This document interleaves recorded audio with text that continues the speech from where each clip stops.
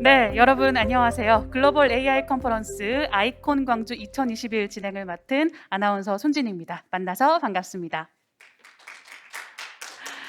네, 어느덧 비즈니스 트랙 컨퍼런스의 마지막 세션만 남겨두고 있습니다. 이미 알고 계시는 관객분들도 많겠지만 새로운 참가객들을 위해서 다시 한번 동시통역 관련 안내를 드리겠습니다. 본 컨퍼런스는 글로벌 참가자들을 위한 동시통역을 제공하고 있습니다. 한영, 영한 통역을 모두 제공하고 있고요. 입구에서 수령하신 동시통역 리시버를 통해서 한국어 채널은 3번, 영어 채널은 4번을 설정한 후에 각각 언어에 대한 통역을 들으실 수 있습니다.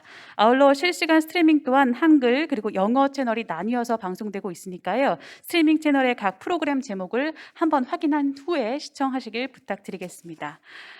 마지막 세션은 특별히 AI 클러스터 포럼이라는 이름으로 진행될 예정인데요. 강연 후에 패널 토론을 진행하는 기존의 포맷이 아닌 4인의 연사분들과 함께 하나의 주제에 대한 이야기를 자유롭게 토론하는 포럼 형태로 진행이 될 예정입니다. 먼저 코로나 속에서 AI 클러스터를 발전시키는 방법이라는 주제로 포럼을 진행해 주실 4인의 연사분들을 소개하겠습니다. 네, 처음으로 소개해드릴 연사분은 모두의 연구소 최고 비전 책임자와 디지스트의 교수직을 역임 중에 있는 정지훈 교수님입니다. 정지훈 교수님은 다양한 분야에서의 경험을 통해서 의사 출신 미래학자 정지훈이라는 수식어를 갖고 계시기도 한데요. 단순히 미래를 예측하는 것을 넘어서 과학, 인공지능, 블록체인 등의 분야에서 풍부한 학술적인 성과 또한 자랑하고 있습니다. 다음으로 포럼에 참여해 주신 연사는 자율주행 기술 개발혁신사업단의 사무국장직을 맡고 계신 정광복 님이십니다. 정광복 사무국장님은 정부에서 추진하고 있는 스마트시티 혁신 성장 동력 R&D를 총괄했고 현재는 27년 자율주행 기술 레벨 4+ 상용화를 위해서 범부처 사업으로 추진하고 있는 자율주행 기술 개발 혁신 사업의 R&D를 맡고 있습니다. 세 번째로 이번 포럼을 빛내주실 연사는 중앙대학교 소프트웨어학부의 박재화 교수님이십니다. 한양대와 뉴욕 주립대에서 컴퓨터공학을 공부하셨고 교수님의 세부 전공과 연구 분야는 패턴 인식, 사람의 인지 능력에 바탕을 둔 능동형 인터페이스의 방법을 찾는 것이라고 합니다. 최근에는 정밀농업, 특히 가축의 건강, 질병관리 영역 패턴 인식 등 인공지능의 방법을 도입하는 연구를 진행하고 계시다고 합니다. 네. 첫 번째 포럼의 마지막 연사로는 AI 양재허브센터의 윤종영 센터장님께서 참여해 주셨습니다. AI 양재허브센터는 2017년 서울시가 AI 인재와 기업이 밀집한 인공지능 특화 거점으로 조성하기 위해서 오픈을 했다고 합니다. 현재 국내 AI 사관학교로 불릴 만큼 충실한 조언자 역할을 해내고 계시고요. 해당 기관의 센터장을 역임하면서 축적된 다양한 경험을 토대로 이번 포럼 주제인 AI 클러스터 발전 방향에 대한 의견을 가감없이 선보여 주실 예정입니다. 자, 그럼 이제 첫 번째 포럼의 연사 네 분을 무대 위로 모시고 포럼 주제에 대해서 의견을 나눠보는 시간을 가져보도록 하겠습니다. 네 분의 연사분을 무대 위로 모시겠습니다.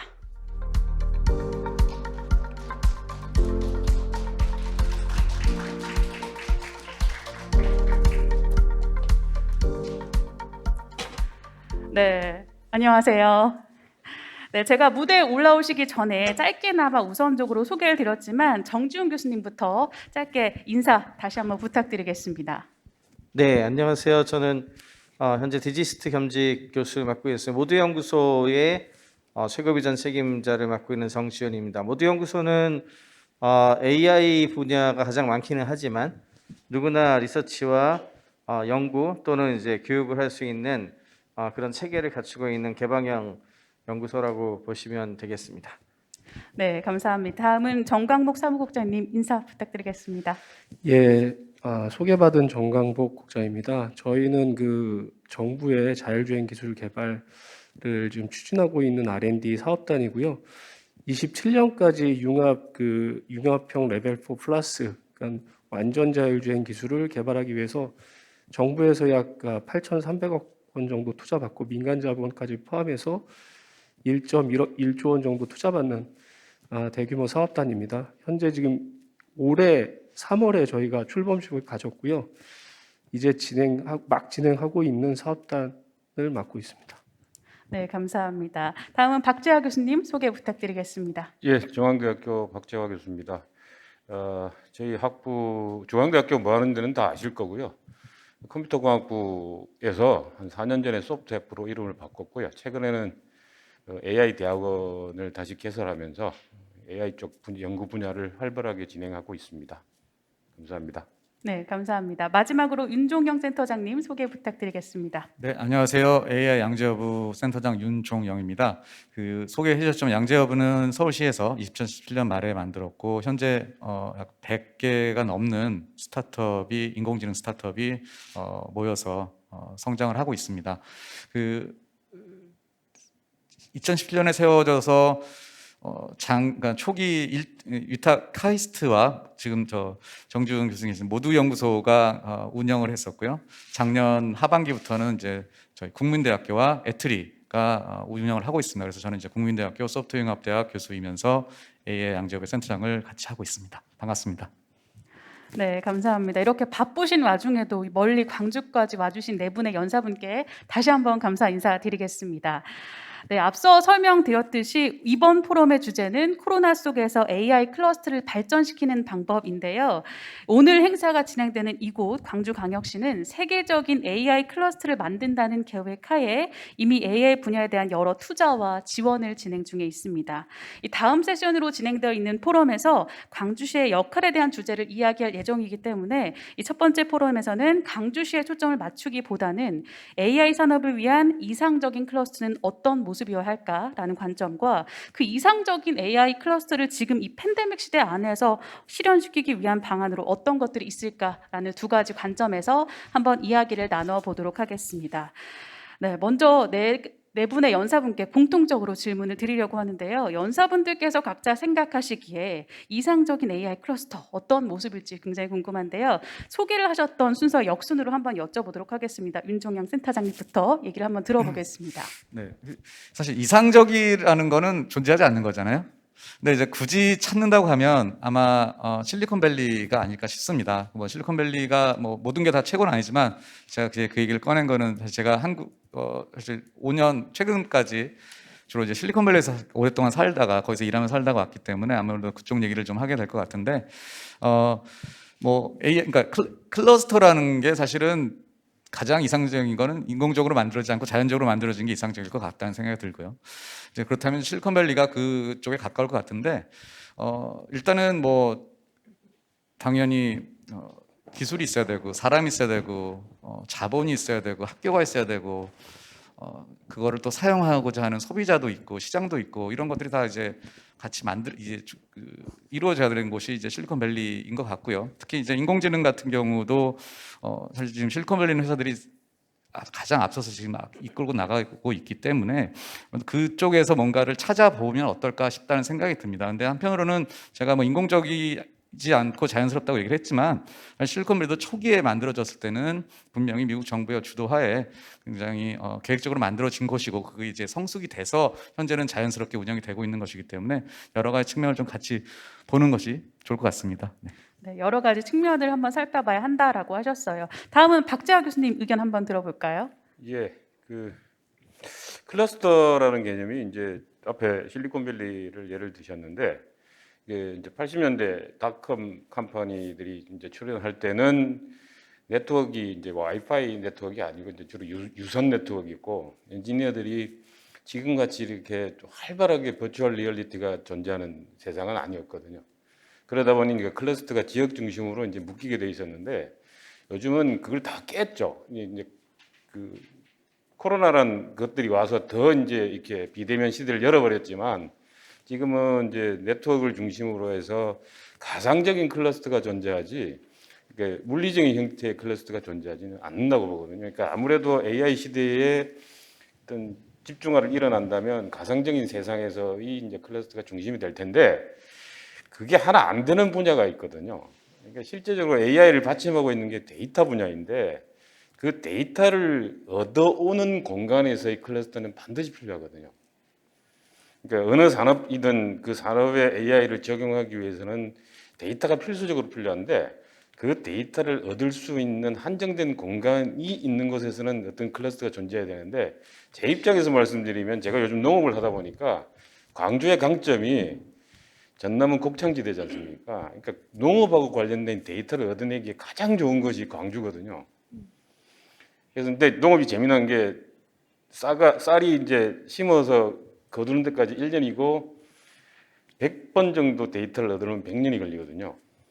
그러니까 아주 긴 시간을 필요로 하는 그런 거기 때문에 제 생각에는 버추얼 그 클러스터하고 실제로 데이터를 얻을 수 있는 어떤 물리적인 공간의 클러스터 두 개를 잘 조화하면 좋지 않을까. 그 광점은 거기에 있다. 이렇게 말씀드리고 싶습니다. 네, 벌추얼 클러스터와 물리적인 데이터를 잘 조합해야 한다 이렇게 말씀해 주셨어요. 다음은 정광복 사무국장님의 의견을 한번 들어볼까요? 예, 자율주행에서 가장 중요한 요소 기술이 두 가지가 있습니다. 하나는 이제 누적 주행거리고요. 하나는 AI입니다. 그러니까 누적 주행거리는 약간 데이터라고 생각하시면 되고요. 얼마만큼 많이 자율주행 차량이 다니면서 양질의 데이터를 수집하느냐, 그게 가장 중요한 요소고, 두 번째는 쌓인 데이터를 얼마나 잘 분석하느냐라는 이 두 가지 관점으로 자율주행의 요소 기술을 판단을 하고 있습니다. 실질적으로 그 AI도 결국은 어떤 데이터, 교수님 말씀하신 대로 어떤 데이터를 주느냐에 따라서 이게 결정이 되는 부분들이 많은데요. 실질적으로 그 데이터를 자율주행해서 주는 경우는 대부분 이것도 기계가 줍니다. 센싱 데이터를 통해서 주는데, 지금 오늘 마침 이제 광주에 눈이 왔잖아요. 눈이 올 경우에는 기계들이 잘 인식을 못 합니다. 그러니까 그런 오류 정보가 들어갈 경우에는 이게 기능을 제대로 못할 수가 있는데, 그래서 수만 가지의 그 케이스 바이 케이스를 자율차들이 다니면서 연구를 합니다. 그러니까 자율차가 지금 같은 레벨 2 정도 지금 구현되고 있는 게 뭐 테슬라가 레벨 2 정도인데, 거기서도 지금 자율주행차가 다니면서 인지하고 판단하고 제어 정도 하는데, 앞으로는 완전 자율주행이 되면은 예측까지 해야 됩니다. 그러니까 차가 가면서 그 주변에 있는 이동 객체들, 차량이라든지 아니면은 보행자라든지 이런 사람들이 어디 있는지만 아는 게 중요한 게 아니고, 이 사람이 어디로 움직일지를 예측해야 차량이 갈 때 사고를 안 내고 안전하게 주행할 수 있습니다. 그래서 그런 어떤 이상적인 AI 클러스터라고 얘기를 하면 실질적으로 기본적으로 좋은 데이터, 신뢰가 쌓이는 데이터들이 모여야 그 AI에 대한 신뢰성도 확보되지 않을까 이런 생각이 듭니다. 네, 데이터를 기반으로 해서 예측할 수 있는 시스템을 개발할 수 있다라고 얘기를 해주셨습니다. 마지막으로 정지훈 교수님 의견 한번 들어볼까요? 네, 저는 역사적 맥락에서 AI 발전 단계를 보면은 초기에는 가설을 증명하고 이게 맞다는 걸 하는 단계에 들어가지만 시간이 가면 갈수록 상업화 쪽으로 많이 진행이 되게 돼 있고, 특히나 2016년 정도를 기점으로 해서 이미 큰 상업화 관련된 투자가 많이 들어가 있는 상황이거든요. 그 이야기는 이제는 이제 AI한테 기대하는 게 단순한 리서치가 아니라 이제 커머셜라이제이션이라든지 실제 쓰일 수 있는 것과 관련된 것들을 굉장히 많이 요구하는 단계에 들어가 있다고 봅니다. 그렇게 생각하면은 옛날에 이제 우리 전통적인 클러스터는 인프라라든지 뭐 이런 것들을 중심으로 해서 진행이 됐겠지만, 지금 AI 같은 경우에는 특히나 빅모델 시대가 들어가면서 큰 기업들이 클라우드 기반으로 이미 전환하는 상황이고, 그 다음에 동시에 뭐 AI 네트워크라든지 뭐 모두 연구소도 관여를 하고 있지만, 이런 인프라를 글로벌하게 전 세계가 접근할 수 있도록 하는 그런 방식으로 가고 있기 때문에 이런 로컬라이제이션이 중요하진 않아요. 그런 측면에서는. 그렇다면 더더군다나 이제 코로나19 같은 경우에는 다 리모트로 하고 이렇게 지금 돼 있는 상황이니까 더 그렇겠죠. 그렇다면 이제 AI 클러스터의 진짜 모습은 어떤 것이 돼야 되는가? 아까 사실은 우리 정 단장님이 얘기한 거랑 맥이 좀 닿는 이야기인데요. 현실계에 뭔가가 되기 위해서는 그걸 접목해서 제대로 쓰일 수 있고 테스트를 해볼 수 있는 공간이 제일 중요한데, 그와 관련된 것들을 잘 빌드하는 게 핵심인 것 같아요. 지금 자율주행 얘기를 하셨지만 뭐 이미 계획에도 일부 들어가 있는 것 같은데, 도시 같은 경우만 하더라도 도시를 굉장히 큰 사이즈로 할 경우엔 간단치가 않겠지만, 예를 들어서 메르세데스 벤츠하고 독일에서 진행했었던 프로젝트들 같은 것들 보면은 하우스라든지 아니면 소규모 뭐 타운하우스 같은 것들, 뭐 이런 어떤 레벨들에 맞춰 가지고 적절하게 AI 기술들이 들어가서 실제로 어떻게 쓰일 수 있는가, 그런 걸 테스트하는 건 가상 세계에서 할 수 있는 종류가 아니거든요. 그러니까 그런 거는 물리적으로 어디인가에서 빌드를 하고 시범적으로 실제로 해봐야만 가능한 부분인데, 그런 것들을 잘 수행할 수 있는 모델 하우스와 뭐 이런 케이스나 뭐 여러 가지가 제공이 된다면, 그렇다면 이제 어디 가서 실증할 수 있는 곳들이 이렇게 많지 않아요, 전 세계적으로. 예, 그런 측면에 초점을 많이 맞춰가지고 하는 게 맞다고 보고 있습니다. 네, AI를 실현시키기 위한 물리적 공간도 굉장히 필요해 보입니다.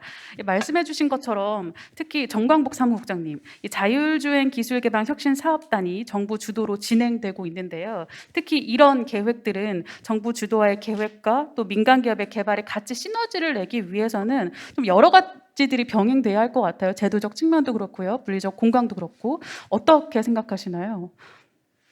실제 그 민간이 가장 그 원하는 그 기술들을 저희가 이제 정부가 좀 지원해주는 역할을 저희가 하고 있는데요. 실제 저희 사업단에서 그 자율주행 차를 만들진 않습니다. 그러니까 좀 구분을 하자면은 저희가 지금 4개 부처가 그 지원을 해주고 있는데, 산업부 같은 경우에는 그 차량의 국산화, 부품의 국산화 쪽 그 R&D를 저희가 지금 담당을 하고 있고요. 그리고 지금 과기부 쪽은 소프트웨어하고 AI 쪽, 그리고 통신 쪽, 그리고 국토부 쪽은 인프라 쪽, 그리고 경찰청 쪽은 같은 인프라하고 신호나 제도 쪽, 이렇게 지금 구분해서 지금 저희가 지원을 받고 있습니다.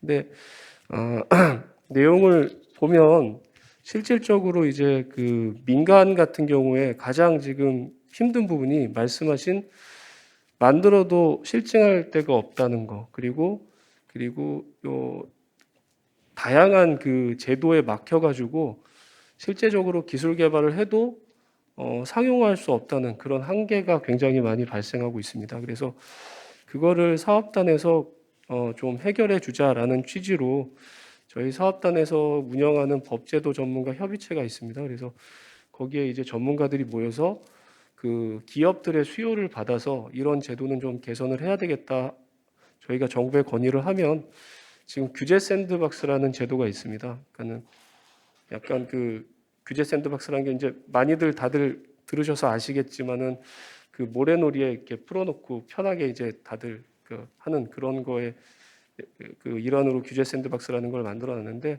저희도 이제 규제 샌드박스를 통해서 해결을 하든, 그리고 자율주행차 같은 경우에는 자율주행 시범 운행 지구라고 있습니다.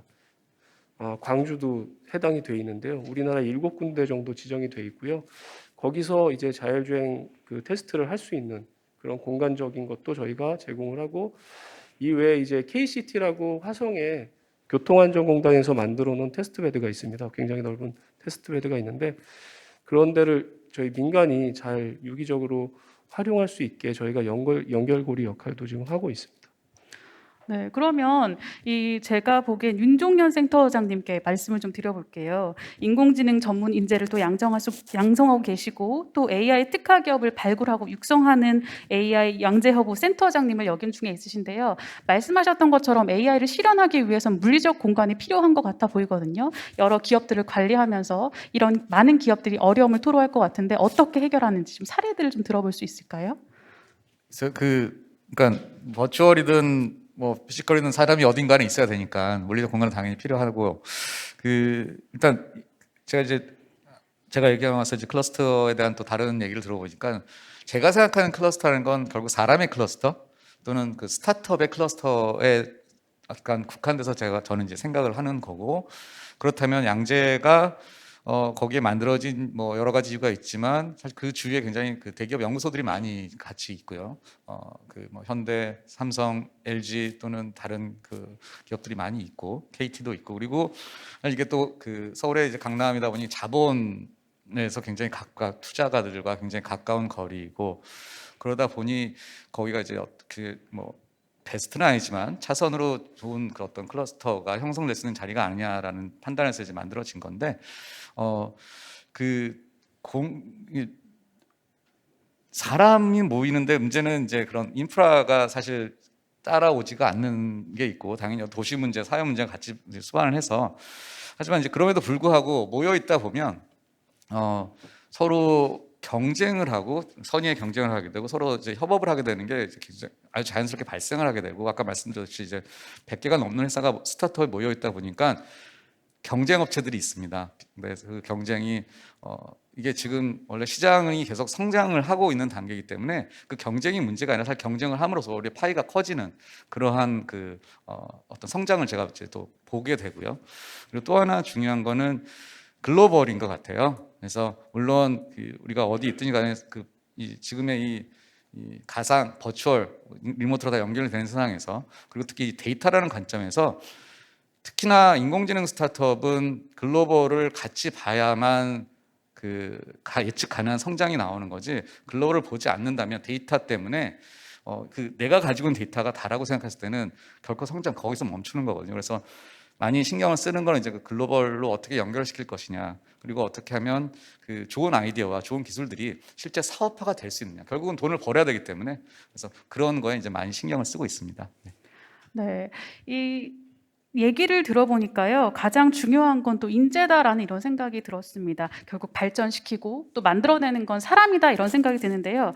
이 박재하 교수님께 묻겠습니다. 이 교수님께서는 중앙대학교 소프트웨어학과 교수님으로 재직 중이신데요. 이 유사 업종의 기업이나 기관뿐만 아니라 이 대학의 역할이 굉장히 크다 이런 생각이 들었습니다.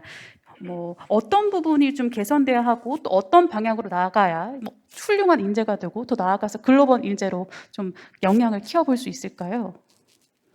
예, 지금 질문하신 내용이 상당히 폭넓어가지고 교육부 장관한테 물어야 되는 정도의 내용인데요. 이제 좀 정리를 하면 이제 클러스터 문제를 말씀하셨고, 그건 기업의 입장에서 이제 시너지 효과를 낼 수 있는 사업체 성격의 이제 클러스터를 말씀하셨고, 이제 지금 자율주행 말씀하셔서 하나의 토픽을 얘기하셨는데, 이제 학교가 해야 될 일은 이제 그 밑에 있는 기본적으로 해야 되는 게 이제 인력 공급해야죠. 연구 인력부터 이제 실제로 AI가 사업화됐을 때 그걸 추진할 수 있는 사람들을 길러내야 되는 작업인데, 그거 하나 하고 다시 이제 또 같이 움직여야 되는 게 사실은 AI 산업이 끌고 나가기 위한 어떤 방향 제시도 학교가 해야 되거든요. 그러니까 이게 섞일 수 없는 두 가지를 한 통에 넣고 풀어야 되는 게 학교의 공간의 문제입니다. 인원의 문제는 뭐 커리큘럼 따라서 하다 보면 지금 교육부에서 AI 대학원부터 시작해서 AI를 막 이렇게 미래를 비전을 보고 이제 학제를 바꾸라고 하고 있으니까 아마 한 짧게는 4, 5년, 길게는 한 10년 후면 AI 관련된 응용을 할 수 있는 많은 인재들이 배출이 될 겁니다. 그건 틀림없는 사실이고요. 마치 이제 7, 80년대 네트워크 전문가라든가 90년대, 2000년대 초반에 소프트웨어 전문가가 나오듯이 그와 관련된 인재들이 나올 건 틀림없습니다. 그런데 이제 하나 풀어야 되는 문제는 이제 연구 방향인데요.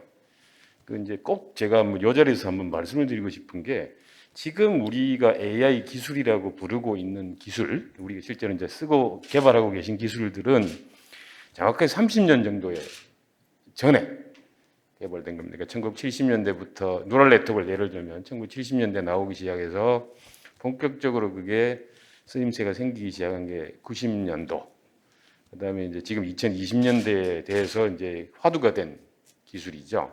그냥 30년 정도 걸리는데 그러면 지금 AI 시대라고 그냥 AI 인재만 대학교에서 만들고 있으면 되느냐? 그렇지는 않거든요. 그러니까 30년 후에 AI가 어떻게 발전해서 어떻게 될지를 저희들은 고민하고 있거든요. 그런 점에서는 이게 대학교가 좀 이렇게 기업에서 보실 때는 또는 클러스터를 중심으로 지금 당장 돈이 되는 사업들을 만들어내는 역할을 담당하고 계신 분들이 보시기에는 학교가 참 깝깝하게 보입니다. 도대체 저분들은 도대체 뭘 하는 사람들일까? 근데 제가 이 자리에서 말씀을 드리고 싶은 건 제발 학교한테 너무 큰 걸 기대하지 마시고 우리는 큰 방향을 보고 여기저기 막 이렇게 이것저것을 막 해보다가 이게 좋아 보인다 이러면 이제 논문을 내는 거거든요. 그러니까 학교한테 큰 기대를 하시는 건 좋으나 너무 이렇게 푸시를 하지 마시고 좀 기다려 주시면 좋을 것 같아요. 그걸 꼭 부탁드리고 싶었습니다.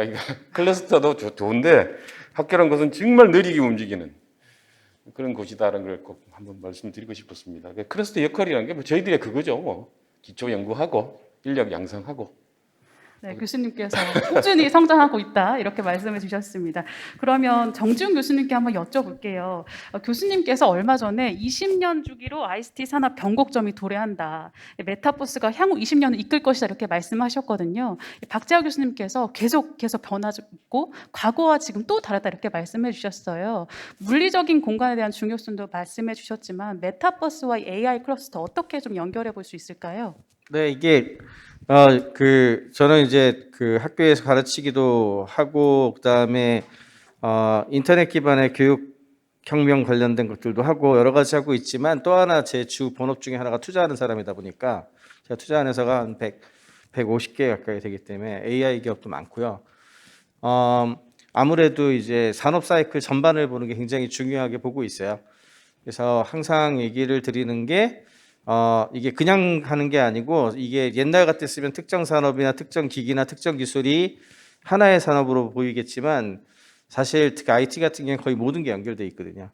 그래서 하드웨어에서부터 소프트웨어 인프라, 그 다음에 컨텐츠에 이르는 여러 가지 생태계가 하나를 구성하고 발전되는데 대략 한 20년씩 걸리고 있어요, 지금. 그래서 처음에 PC를 중심으로 해서 인터넷까지, 초고속 인터넷에서 검색까지 갔던 게 한 20년 정도 걸렸고, 그 다음에 이제 모바일로 시작을 해서 소셜미디어와 개인화 혁명적으로 진행되는 이게 지금 한참 진행 중이지만 14년 정도 됐거든요. 앞으로도 한 5, 6년 더 가겠죠. 그 다음에 이제 넥스트 사이클이 결국에는 메타버스하고 관계되어 있는 하드웨어, 네트워크 인프라, 뭐 소프트웨어, 컨텐츠 모든 부분에 다 영향을 받을 텐데 사실은 조금 다른 양상으로 가고 있기는 해요, 이번에는. 왜냐하면은 기존의 두 번의 사이클은 원래 정석대로 하드웨어가 깔리고 그걸 쓸 수 있는 소프트웨어 파운데이션 만들어지고 그다음에 사용자 변화가 나타나는 이런 순서로 갔는데 이번에는 코로나19라고 하는 이 코로나 속에서 이게 지금 되게 중요한 키워드인데요. 코로나 상황이 되면서 사실 아직 준비가 덜 됐는데 네트워크이고 하드웨어고 뭐고 다 준비가 덜 됐는데 사실은 모두가 메타버스로 들어가도록 강요받은 상황이에요. 그래서 지난 몇 년간 소프트웨어하고 컨텐츠 부분이 조금 먼저 가버리는 희한한 현상이 나타났고, 근데 여기에서 AI가 왜 연결이 되냐 하면은, 결국에는 지금이야 이제 컨텐츠 안에 들어가 있는 형태로 되어 있기 때문에 AI랑 메타버스라 별개로 보이실 거예요. 지금은 별개로 보이겠지만, 결과적으로는 이 메타버스가 현실계하고 만나면서 접점을 만들게 되고 그 접점을 중심으로 해서 시뮬레이션도 하고 우리의 일도 바꾸고 여러 가지 바꿔야 되잖아요. 그럴 때 가장 핵심이 되는 게 뭐냐 하면은 없었던 것에서 새로운 것들을 창조하게 만들어주는 다양한 기술들, 이건 이제 제너러티브 생성형 AI 기술 같은 것들이 이미 굉장히 큰 역할을 하고 있습니다. 도구로서. 그러니까 생산성 도구라고 했을 때 옛날의 생산성 도구는 문서 같은 거 조금 더 편하게 만들고 그 다음에 뭐 정리 좀 하고 종이 안 쓰게 만들고 이런 정도였다면 이제 앞으로의 생산성 도구는 크리에이터 이코노미로 갈 거기 때문에 메타버스에 있는 수많은 창작물들이 나와야 되잖아요. 이런 창작을 굉장히 쉽게 도와줄 수 있는 도구들. 근데 그게 AI가 해줄 가능성이 굉장히 많거든요. 이미 뭐 어도비라든지 디즈니 같은 회사들이 굉장히 많은 기술들을 개발해서 제공을 하고 있고요. 유니티도 마찬가지고. 그다음에 두 번째는 하드웨어로 갔을 때에는 바깥에 있는 것들을 대부분 센싱을 하고 그거를 바탕으로 해서 우리가 현실계하고 가상계를 융합시켜야 되거든요. 특히나 최근에 이제 이야기가 많이 나오고 있는 오큘러스 퀘스트 2라고 하는 제품만 해도 그런데 바깥에 카메라가 4개가 달려 있거든요. 이 4개의 카메라에 패스스루 모드를 동작을 시키면 그 바깥하고 안쪽하고를 정합해서 그대로 보여주는 작업이 지금 진행이 돼요. 이미 되고 있고, 그다음에 애플은 라이다 센서까지 5m짜리 라이다 센서까지 붙인단 말이에요, 내년에. 이게 뭘 의미하는 거냐면 자율주행 기술 포함해가지고 현실계하고 연결짓는 여러 가지 기술에 우리 눈에는 보이지 않지만, 왜냐하면 메타버스라는 이름으로 부르고 있으니까 눈에는 보이지 않지만 그런 걸 구현하는데 AI가 없이 안 돼요. 그러니까 마치 AI가 어떤 느낌이냐 하면은 AI 그 자체만을 위한 프로덕트를 만드는 게 아니고 약간 가치를 증폭시키는 기술로서의 역할이 되게 많아서 마치 저는 공기 같다는 얘기 가끔 하는데 눈에는 보이지 않지만 뒤에서 이렇게 모든 것들을 가능하게 만들어주는. 근데 심지어는 이제 메타버스 분야의 가장 중요한 칩세트라고 부르는 이제 3D 그래픽 칩세트 계열들, 이제 엔비디아라든지 퀄컴이 지금 제일 많이 만들고 있는데 이런 회사들이 만드는 칩세트가 단순히 3D 렌더링이나 그래픽만 잘 보여주게 하는 게 아니고 그 연산 로직이 AI 기술을 엑셀러레이션 하는데도 똑같게 쓰이거든요. 그래서 사실은 생각보다 굉장히 AI하고 메타버스하고 타이트하게 붙어 있어요. 예, 그래서 메타버스 얘기하실 때 여러분들도 저 뒤에 AI가 굉장히 중요한 역할을 하겠구나 이렇게 생각을 하시면 더 좋을 것 같습니다. 네, AI가 마치 공기와 같다라는 이런 표현이 굉장히 와닿았던 것 같은데요. 그럼 자연스럽게 저희 코로나에 관련한 이야기를 한번 나눠보겠습니다. 이미 2년 가까이 코로나가 지속되고 있는데요. 이 코로나 바이러스를 통해서 디지털로의 전환이 대한 필요성 누구나 공감하고 있는 사실인 것 같습니다. 이 디지털로 전환이 분명히 편리함을 가져온 것은 맞는데 그 이면에 우리가 살펴봐야 할 여러 문제들이 또 본질들이 숨겨져 있을 것이라는 생각이 듭니다. 더불어 코로나 시기 이후에 오프라인과 온라인의 적절한 조화가 더욱더 중요한 안건으로 떠오르기도 했는데요. 이러한 코로나 시기의 AI 클러스터 운영에 대한 각 연사부들의 생각 어떤지 한 분씩 들어보겠습니다. 첫 번째 공통 질문대 순서 역순으로 정지훈 교수님부터 답변 들어보도록 하겠습니다. 질문 좀 다시 주시겠어요? 코로나 시기의 AI 클러스터 운영에 대한 네. 아까 전에 말씀 다 어느 정도 드려서 중복이 되는 상황이긴 한데요. 코로나 시기에는 결국에는 이 비대면을 중심으로 해서 돌아가는 상황이 이제 디폴트가 됐고 이번에도 이제 부스터샷 포함해가지고 새로운 변이가 또 나타났잖아요. 근데 저는 이게 끝일 것 같지는 않거든요. 이게 결국에는 인수공통질환이라고 부르는 제가 이제 의학을 또 전공을 했다 보니까 나름 이 분야에 대해서 조금은 알고 있는데 그 패러다임 때문에 계속 발전되는 상황이라서 지금 현재 코로나 이후에도 또 나오고 아마 다른 종류의 코로나가 아니라 뭐 에코라든지 뭐 인플루엔자 계열의 또 변이라든지 이런 것들이 또 돌 가능성도 있고 그 이야기는 앞으로도 이 비슷한 상황이 될 수 있다라고 생각을 해야 되거든요. 그렇다면 AI 클러스터를 운영을 할 때에도 그런 어떤 언택트와 이런 그 비대면 상황에 적합할 수 있는 운영 규칙 그리고 어떻게 하면은 이런 부분들을 잘 운영하면서 발전시킬 수 있는가를 고민해야 되는 것 같아요. 특히 최근에 클럽하우스 같은 데에서 올해 초에 있었던 가장 큰 키워드 중에 하나가 실리콘밸리 엑소더스란 말이 나왔었거든요. 그 이야기가 왜 나왔냐 하면 제 최근에 굉장히 정말 깜짝 놀랄 만한 어떤 그런 경험을 하나 했는데 코인베이스라는 회사가 있습니다. 이게 이제 한국으로 치면 두나무 같은 회사인데 미국에 이미 상장돼 있고 주주가 뭐 뉴욕 증시, 뉴욕 거래소, 뭐 골드만삭스 이런 데요. 그러니까 굉장히 메이저 금융사죠. 실리콘밸리하고 뉴욕에 있는 창업자들이 창업을 했는데 가장 중요한 수석 개발자하고 제가 컨퍼런스 콜이 미팅이 잡혀가지고 이게 회의를 하게 됐는데 이 친구들 팀이 LA에서 접촉을 하더라고요. 로스앤젤레스에서. 그래서 물어봤어요. 제가 아니 뭐 뉴욕하고 실리콘밸리 쪽에서 이렇게 하는 걸로 알고 있었는데 어떻게 LA에서 접촉을 하냐고 했더니 껄껄 웃으면서 위키피디아에 코인베이스 검색해 보라 그러더라고요. 검색을 해봤더니 어드레스에 no headquarter라고 써 있어요. no headquarter, HQ가 없고요, 주소가 없어요. 100% 리모트 워크이래요. 100% 리모트. 그게 수십조짜리 월 매출이 나는 회사가 그러고 있거든요. 그러다 보니까 지역적으로 완전 몰아가지고 하는 그런 형태의 어떤 것들보다는 그런 비용을 줄이면서도 리모트로 여러 가지를 할 수 있는 방향으로 이미 다 대응을 하고 있는데 우리나라는 이게 저는 약간 비극적인 부분도 있다고 생각을 하는 게 코로나19에 대한 대응을 초기 뭐 1, 2년을 너무 다 잘해버렸어요. 그러다 보니까 전 세계가 위기를 겪어서 이제 넥스트 패러다임에 대한 준비를 할 수밖에 없는 상황을 강요받았는데 우리는 조금만 풀리면 다시 돌아가고 조금만 풀리면 다시 돌아가고 이 짓을 했거든요, 계속. 그러다 보니까 그런 부분에 대한 정상화가 결국 일어날 거라고 생각을 하고 근본적인 대응에 대한 대비를 안 한 것 같아요. 그래서 AI 클러스터 계획에서도 아마 이게 결국에는 1, 2년 뒤에 정상화되고 뭐 그걸 기반으로 해서 계획됐을 가능성이 굉장히 높거든요. 만약에 안 될 경우 어떻게 할 거냐. 컨틴전스 플랜 같은 것들을 가지고서 이렇게 그럼에도 불구하고 이곳에서 뭔가를 할 수 있는 어떤 여러 가지 장치들이나 어떤 내용들을 만들어 두는 것이 무엇보다 중요하다고 생각합니다. 네, 어떤 상황에서도 운영할 수 있고 발전 가능한 컨티뉴어스 플랜을 가져야 한다 이렇게 말씀해 주셨습니다. 다음 정강복 사무국장님 의견 들어볼까요?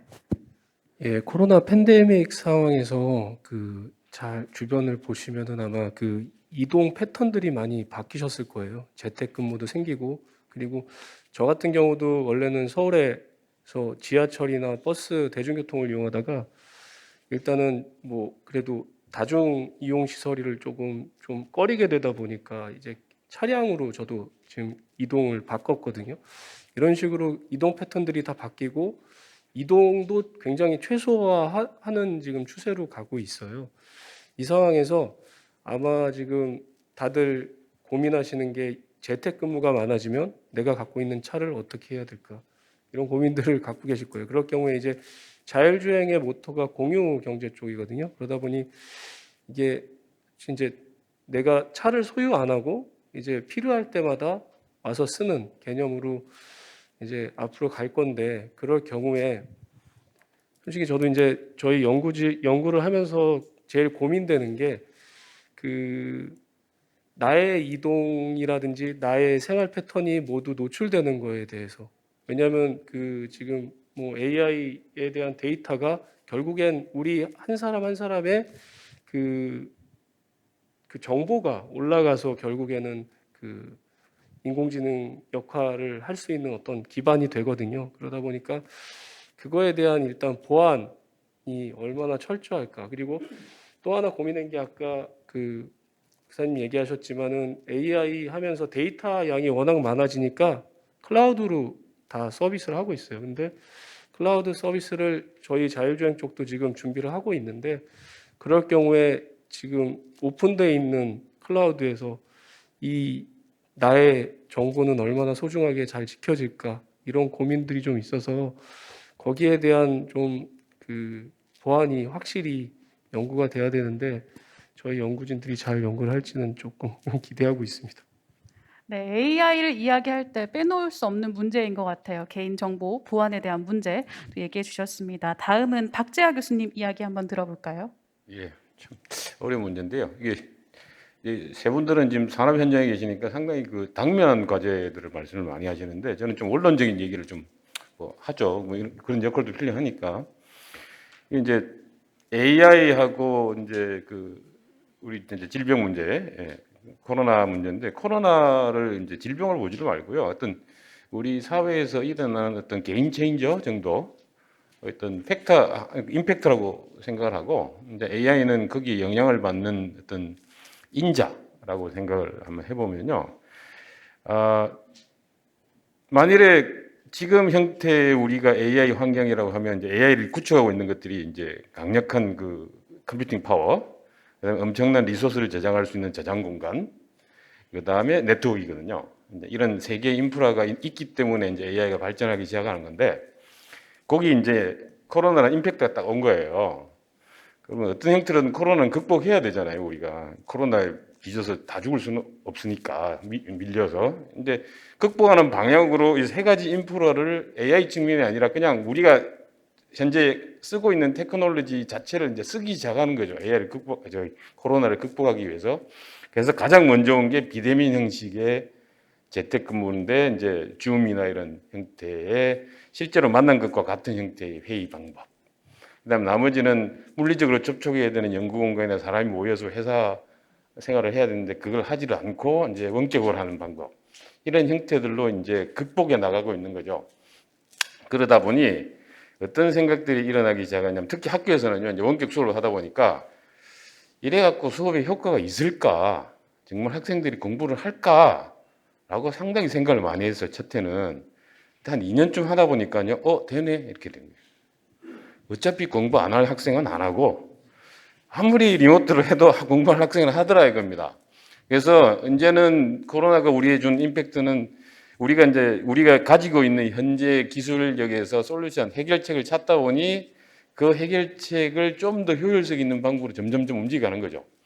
그래서 아마 이 코로나가 끝난다 하더라도 저는 이 원격화, 이격화된 사회생활 공간은 회복이 안 될 거라고 생각을 해요.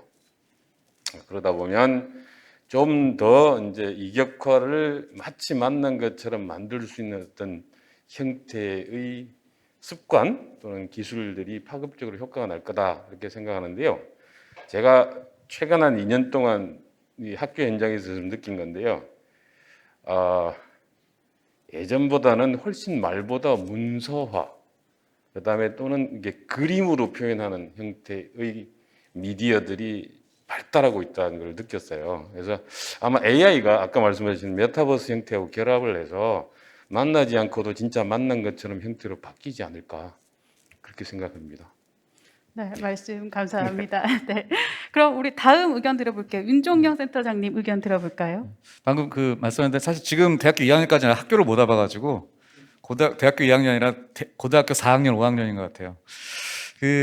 다 느끼지만 사실 코로나를 겪으면서 예전에는 안 된다고 생각했던 것들이 사실 이제는 가능하다는 거를 오히려 그런 교훈을 얻은 것 같기도 하고 이제는 굳이 안 나가도 된다. 미팅을 꼭 굳이 만나서 하지 않아도 된다. 이런 것들을 이제 편하게 다 하는 것 같은데 저는 이 지금 오늘의 주제는 두 가지 관점에서 얘기를 하고 싶은데 이 지금 코로나19가 특히 인공지능을 하는 스타트업한테는 굉장히 많은 더 기회를 주는 것 같아요. 왜냐하면 결국 데이터를 모아야 되는데 데이터 싸움인데 사실 온라인에서 데이터 모으기가 훨씬 쉽거든요. 오프라인에서 데이터 모으는 것보다는. 그래서 그런 관점 그리고 이제 비대면이 되면서 좀 더 그 효율적인 어플리케이션을 사용해야 되는 그런 그 니즈가 생겨서 오히려 이 스타트업들은 더 많은 기회가 생긴 것 같고요. 두 번째는 이제 클러스터라는 관점에서 사실 이제 클러스터라는 게 그러니까 인공지능이라는 건 사실 큰 IT 어떤 그 시스템에서는 굉장히 하나의 그냥 한 부분이고 실제 그 인공지능으로 머신러닝을 해서 그 만들어진 모델이 실제로 활용되려면 IT의 모든 그 프로세스에 다 이게 들어가서 해야 되는 거기 때문에 사실 인공지능은 굉장히 작은 부분이고 그렇다면 클러스터라는 거는 그런 것들이 다 있어야 되는 거거든요.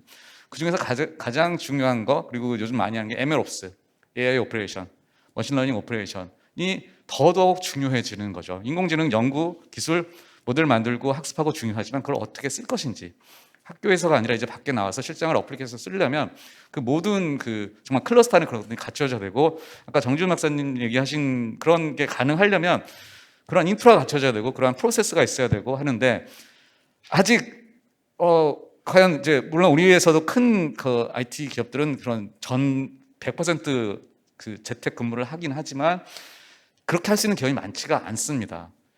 실제로 하면 굉장히 비효율적이고 어떤 아직까지는 그 자율이라는 그런 문화, 업무의 자율이라는 것이 이렇게 문화가 분위기가 형성되지 않았고 그거를 관리할 수 있는 아주 나이스하게 관리할 수 있는 시스템도 아직 없고 그런 걸 또 그런 보상이나 상벌에 대한 것들이 명확하지 않은 상태에서 무조건 모든 리모트로 일하면은 쉽지가 않아서 이제 그런 것들을 결국은 이제 코로나가 앞으로 계속 된다고 이러한 이게 어느 식으로든 간다고 봤을 때는 그 전반적인 이 인공지능, MLOps 차원에서 그런 것들을 하나씩 이렇게 실제로 구체화 나갈 수 있는 그런 것들에 대한 고민과 실제 여러 가지 노력이 필요하다고 생각을 합니다. 네.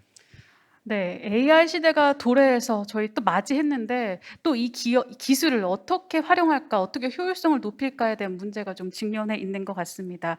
얘기를 들어보니까요, 원격, 저희 줌 미팅 이런 것들이 굉장히 단어가 제 귀에 들리거든요. 여러분들도 온라인으로 이렇게 만나고 있는데 이제 자동차 같은 경우에는 더 이상 운송 수단으로만 사용되지는 않을 것 같아요. 좀 어떻게 생각하시나요? 앞으로 어떻게 좀 변화할 것 같은가요? 일단 아까 잠깐 말씀드렸듯이 아마 소유의 개념에서 공유의 개념으로 자동차가 아마 바뀔 거예요. 그리고 그럴 경우에 이제 완전 자율 시대가 되면 주차장도 없어질 거고 왜냐하면 자율주행차들이 다니면서 필요할 때 그냥 내가 예약하면 바로 왔다가 가는 그런 시스템이 되기 때문에 일단 이제 공유의 개념으로 갈 거고요. 그리고 차량에 탑승했을 때 이제 운전자 입장에서 운전자가 아니죠. 이제 다 그냥 탑승자 이용객일 뿐이기 때문에 그 안에서의 콘텐츠들이 굉장히 앞으로 중요할 것 같아요.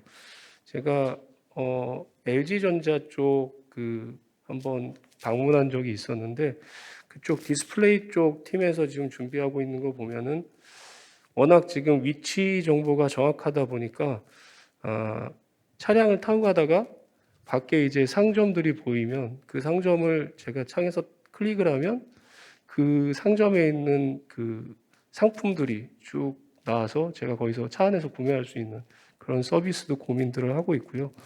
그리고 안에서 좀 쉬고 싶으면은 그 전체 전면이 다 그 디스플레이로 돼 있어서 뭐 바닷속에 들어와 있는 느낌이 있고 싶다 그러면 바다가 되고 산이 되고 그렇게 하나의 좀 그런 어떤 그 이동 공간이라기보다는 어떤 그 뭐 문화 콘텐츠를 누릴 수 있는 나중엔 뭐 영화관이나 이런 전시관 같은 느낌 그런 공간이 되지 않을까 싶습니다. 네, 얘기를 들어보니까요. 자율주행 시대가 도래한다면 단순히 편리함을 넘어서 저희 삶을 좀 굉장히 많이 변화시킬 수 있을 거라는 생각이 들었습니다.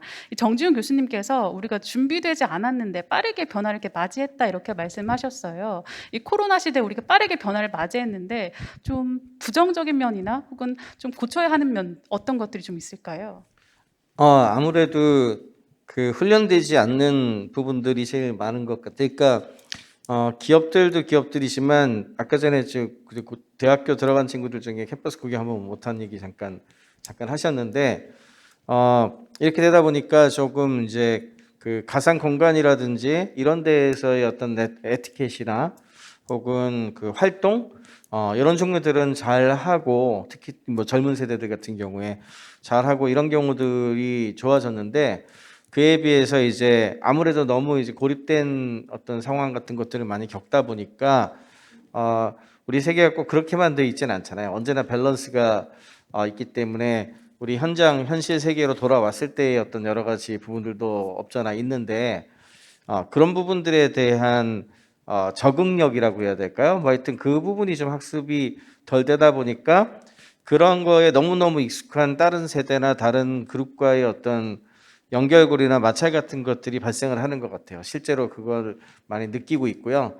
그래서 이제 그 어느 정도는 그런 부분들에 대해서 대비도 좀 하고 그래야지 지금 현재는 이제 특히나 세대간 갈등이 더 많아지는 이유가 그거하고 관계돼 있는데 가상 세계나 이쪽이 우선인 쪽하고 현실 쪽이 우선인 것하고의 가치관에서도 모든 부분들이 많이 달라지고 있거든요. 이거는 사실 AI만의 문제는 아닌데 우리가 그걸 서로가 좀 다들 인정할 거 인정하고 어떤 지점에서 어떻게 잘 그 조화를 이룰 수 있을지 고민도 많이 해보고 그다음에 실에 좀 만날 수 있는 기회도 더 많이 만들고 그래야 될 것 같습니다.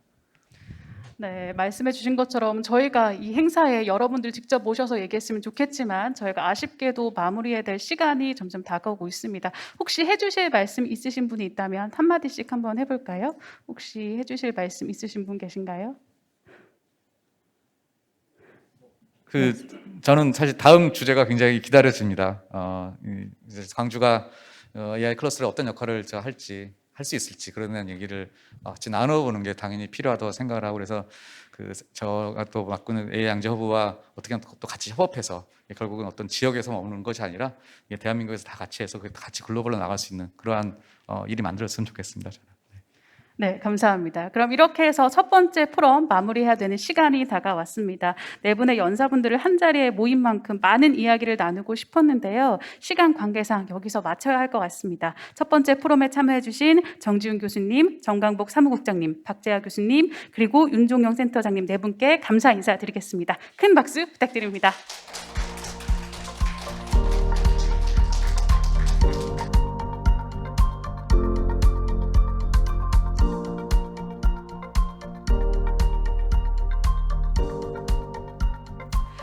네, 다음으로 위드 코로나 시대 AI 허브시티로서의 광주의 역할이라는 주제로 또 다른 4인의 연사분들을 모시고 두 번째 포럼을 진행해 볼 순서인데요.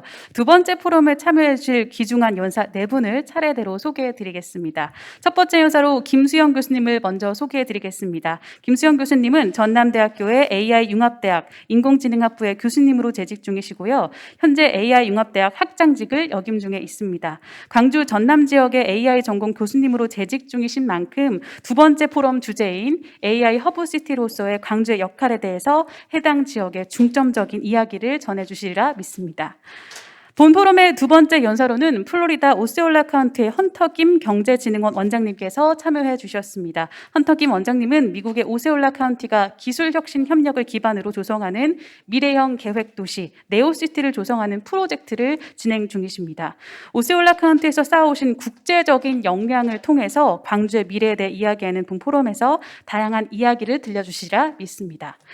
세 번째 연사로는 시그넷 이브의 이충렬 이사님께서 참여해 주셨습니다. 이충렬 이사님은 시그넷 이브에 합류하시기 전에 국립환경연구원, 한국환경공단, 환경부 전기자동차보급 TF팀에서 근무하시면서 환경 관련 기관에서 풍부한 경험을 자랑하십니다. 관련 전문가 관점에서 보는 광주의 미래에 대해서 본 포럼에서 이야기를 전해주실 예정입니다.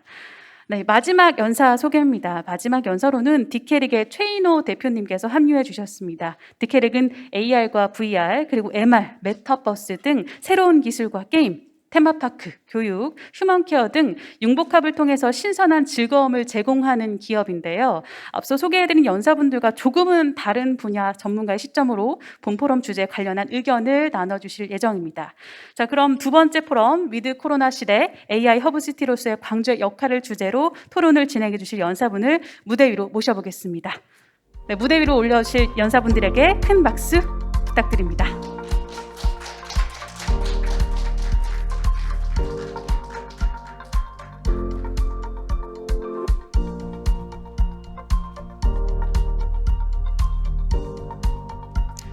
네, 안녕하세요. 네, 제가 무대에 올라오시기 전에 우선적으로 소개를 드리긴 했지만 짧게나마 인사를 다시 한번 부탁드리겠습니다. 김수영 교수님부터 차례대로 인사 부탁드리겠습니다. 네, 전남대학교 AI 융합대학장을 맡고 있는 김수영입니다.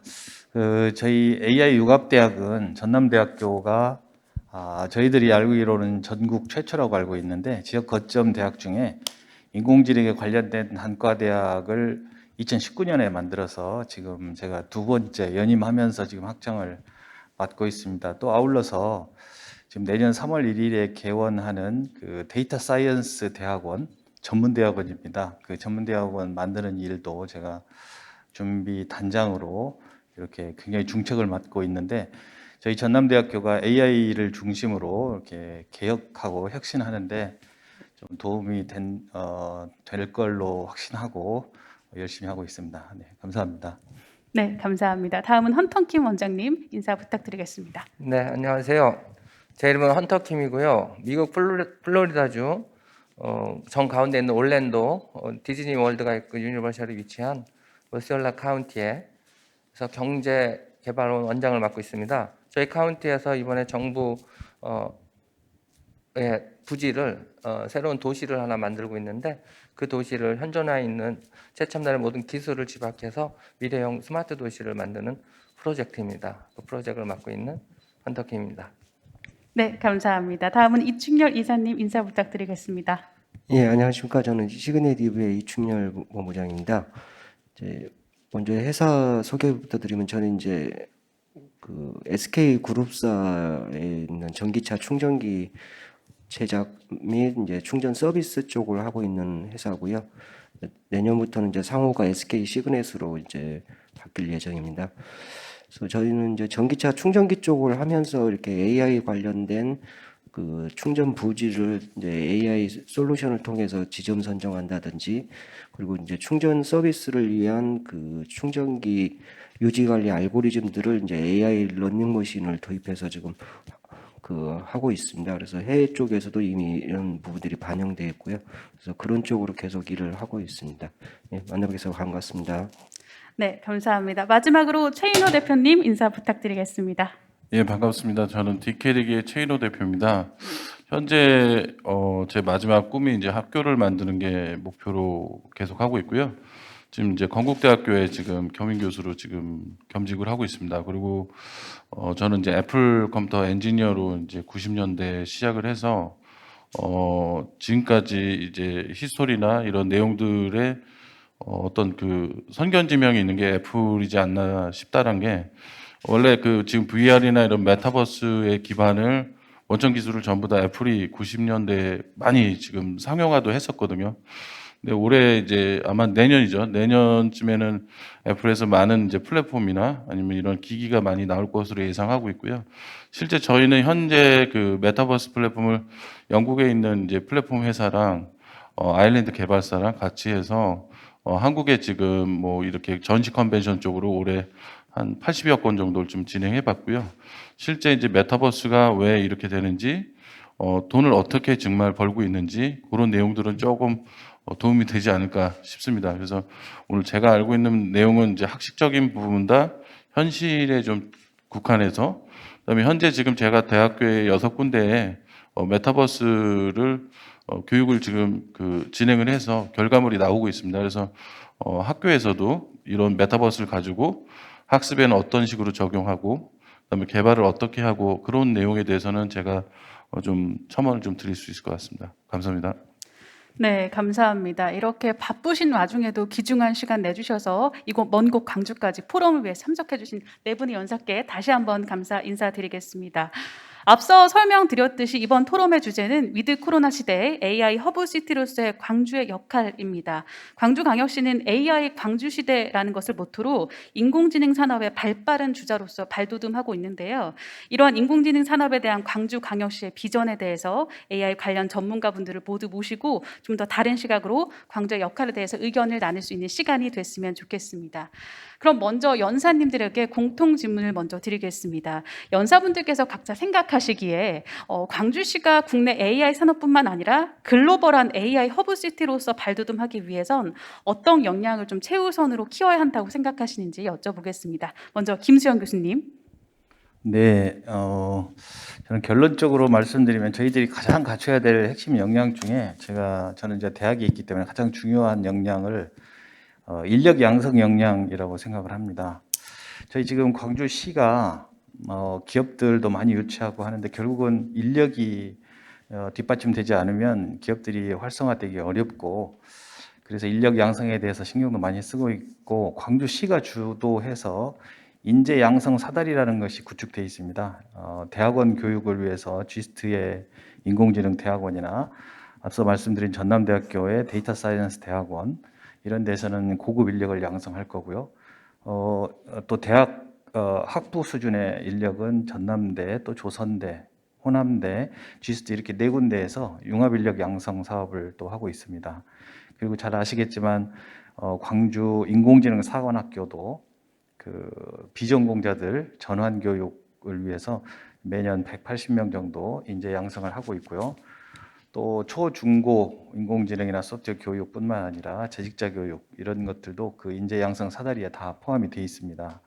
그래서 외형적으로 보기에는 제대로 틀이 다 갖춰져 있는데 이런 틀은 뭐 특별히 다른 인재 양성하는 그 프로그램하고 크게 차별화가 안 돼 있는데, 그 차별화를 하기 위해서는 산학 협력이 아주 필수적이라고 생각을 합니다.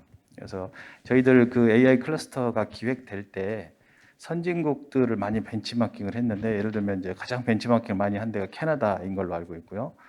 또 핀란드의 울루 대학을 중심으로 하는 클러스터, 또 이스라엘, 또 독일, 뭐 이런 선진 무대들을 많이 벤치마킹을 했는데, 이런 선진 클러스터들의 공통점은 그 클러스터 안에 대학과 기업들이 같이 이 교육을 담당하고 인력 양성을 하고 있다는 게 공통점으로 보이는 것 같습니다.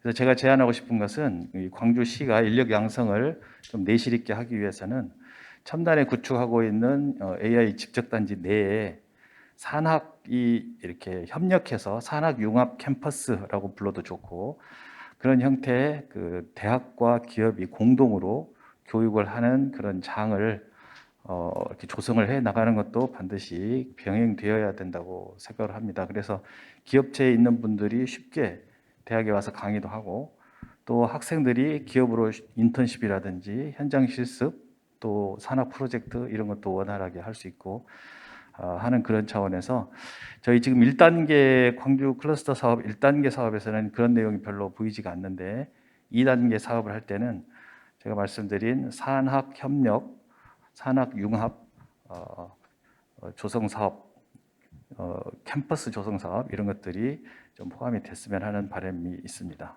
네. 네, 감사합니다. 이 AI 관련된 이야기를 할 때 계속해서 주요한 요인으로 꼽는 게 바로 사람 인재 양성인 것 같아요. 산업 협력 강조해 주셨습니다. 다음은 헌터킴 원장님 이야기 한번 들어보겠습니다. 네, 저는 한국에서 태어났고 20대 초반에 미국으로 건너와서 미국에서 취업을 하고 사업을 하고 지금은 지자체 개발 사업에 총 책임자를 맡고 있습니다. 방금 논의드린 이 강주 AI 허브로서의 역할에 비춰서 저의 살아온 배경과 어떤 역할을 하면 좋겠다는 거에 대해 질문에 대해서 방금 이전에 교수님께서 말씀하신 거를 똑같은 주제를 말씀하셔서 근데 그거에 대한 글로벌 인재, 글로벌 기업 양성이 제일 중요하다고 생각을 합니다. 지금 모든 산업에 특히 AI 산업의 최대 시장인 북미 시장의 진출을 어떻게 우리가 할 수 있을까에 대해서 고민을 짚어봤을 때 이 대학에서 그리고 또 저희 나라 대학 교육과 그리고 저희 나라의 테크놀로지의 어드밴스 레벨은 전 세계에서 앞서가 있는 그런 걸로 이미 평가를 받고 있는 거는 전 세계인이 다 알고 있는 상황이고요. 우리나라에서 이런 좋은 인재들과 좋은 기술을 저희 나라가 이제 살기 좋은 곳으로 살게 만드는데 적용을 하고 있고 그게 가장 중요한 AI 기술 중요한 이 기술을 허브를 여기 강주에 이 모든 기업들 인재들이 모이고 있다고 이제 보여주고 있습니다. 이 컨퍼런스를 통해서 그 인재들이 그 기술들이 전 세계로 진출하는데 가장 필요한 거는 개인적인 역량은 준비가 다 있다고 기술도 다 있다라는 걸 가정했을 때 다른 나라와의 교류 협력 그 나라의 문화, 그 나라의 시장, 그 나라의 교육 과정을 이해를 하는 게 가장 중요한 팩트라고 저는 생각을 하고 있습니다. 그걸 해서 개인이 또는 기업이 그 나라에 직접 뛰어들어가 가지고 그 나라에서 법인을 설립해야 되고 마케팅을 해야 되고 브랜딩을 해야 되고 이런 상황들이 실질적으로 회사 법인하는 문제에서부터 설립을 하는 문제에서부터 어려운 그런 문제를 봉착하게 되고 법인을 한 다음에 직원을 하이어하는 데 있어서도 그쪽 나라의 법률, 이런 보험 이런 것들에 대한 것도 이제 구체적으로 저희가 알아야 되고 그것을 제조를 한 이후에 마케팅 그 시장의 흐름, 그 시장의 세일을 하기 위한 그런 방법들도 현지하고는 우리가 교과서에서 배우던 것처럼 많은 부분이 있습니다. 그런 부분들을 사전에 저희 나라 교육부와 정부와 지자체가 이미 지난 한 10여 년간 준비를 해서 글로벌 인재 양성 교육 이런 것들을 추진을 많이 해오셨고 이미 진출을 많이 시켰는데 유독 이 북미주 지역은 여러 가지 시스템과 문화와 이런 거에 그 시장의 그 차이점 때문에 온라인의 그 시대 때문에 가까워진 것들도 있지만 한편에 우리가 실제 현장에서 느끼는 그런 큰 갭들을 극복을 하지 못해서 북미주 쪽은 좀 성공 사례가 그렇게 많지 않은 그런 상황입니다. 그런 것을 극복하기 위해서는 지자체가 현지의 나라의 지자체, 현재 대학들, 현재 기업들과의 직접적인 교류의 장을 먼저 만들어줄 수 있는 그 시스템 구축하는 게 가장 중요하고 효과적인 결과를 낼 수 있는 건데 이 강주시가 그러한 플랜을 우리 미국의 현지에 있는 기업들, 지자체들과 같이 협력을 먼저 플랜을 하고 그 구체적인 효과가 나올 수 있는 그런 제도를 좀 만들어서 AI 관련 우수 기업들 인재들이 광주를 채워주면 인재들이 기술이 전 세계로 또 북미주 이런 곳으로 가는 이런 모범 사례 이것에 지금 구축하고 있는 그 실증 센터에 들어오는 기업들은 이미 검증을 마치는 기업들이 될 거라고 믿고 있기 때문에 그런 기업들이 글로벌에서도 이런 모델 대표적인 기업들을 이렇게 만드는 데 좀 주력을 하는 게 좀 중요한 항목중이 아닐까 저는 그렇게 생각하고 있습니다. 네, 헌터킴 원장님께서 경험을 바탕으로 굉장히 실질적인 이야기들 많이 해주셨습니다. 다음은 이충렬 이사님 이야기 한번 들어보겠습니다. 예, 이제 원래 하고 있는 분야는 AI 쪽은 아니고 저희는 이제 AI를 응용한 분야다 보니까 조금 약간은 뭐 이쪽에 대해서는 그렇게 전문성은 없는데 저도 이제 고향이 광주고 이렇게 저희 공장이 인근의 영광에 있거든요. 근데 같은 이제 전남 영광과 광주는 하나의 섹터로 보면서 이렇게 기업이 유치된 입장에서 보면 어쨌든 이쪽에서의 기업 간의 그 네트워크망이 상당히 활성화가 안 돼 있더라고요. 그러다 보니까 또 인력 채용에서도 애로사항이 많이 있습니다. 그러다 보니까 저희도 궁여지책으로 오히려 공장을 지금 다시 수도권으로 이전하는 것까지 검토를 하고 있고 막 그러는데 인재 채용에서 상당히 여건들이 많이 안 좋은 것 같아요. 이 광주 쪽하고 그다음에 이런 관련된 기업들하고 이렇게 네트워크를 통해서 협력 사업을 한다든지 할 때도 어떠한 기업이 있는지도 좀 잘 파악이 안 되더라고요. 저희가 실제 해보면. 그러다 보니까 결국에는 이제 서울에 있는 수도권 기업들하고 많이 하고 있고 저희가 이렇게 스타트업들도 거의 수도권 위주로만 있다 보니까 이런 특히 AI 쪽은 거의 스타트업들이 많은 역할들을 해주셔야 되는데 그런 인프라 기반이 많이 안 돼 있는 것 같더라고요. 그래서 그런 부분부터 좀 그 창업 보육센터라든지 이렇게 수도권에는 그런 것들이 많이 생기고 있잖아요. 그래서 그런 부분들이 이렇게 인프라가 되고 또 거기에 따른 네트워크망 그런 것들이 되면 다시 이제 글로벌까지도 해볼 수 있지 않겠나 그런 짧은 소견을 말씀드리겠습니다. 네. 인프라와 네트워크에 대한 중요성 얘기해 주셨습니다. 다음은 최인호 대표님 의견 한번 들어보겠습니다. 예, 이제 뭐 올해부터 뭐 메타버스 쪽, 뭐 AI 쪽 이렇게 많이 계속 얘기하고 있는데 현실적으로 느끼는 건 저 같은 경우는 이제 그 밸브 스팀의 그 카운터 스트라이크 원작자랑 같이 한 2008년도에 프로젝트를 같이 했었거든요. 근데 11개국 친구들하고 같이 그 게임 개발을 했거든요. 근데 3명만 한국에 오고 나머지는 다 온라인으로 작업을 했었습니다.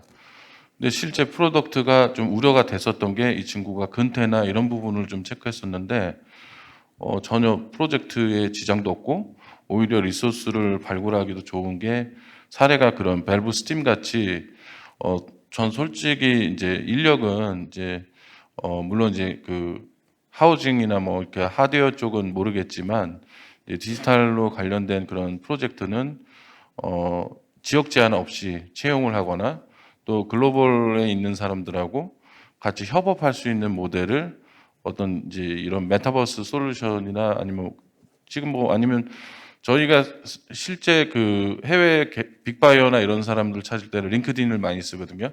링크드인에 직접 연락을 하면 그 CEO가 대답을 해줘요. 그래서 미팅도 해요.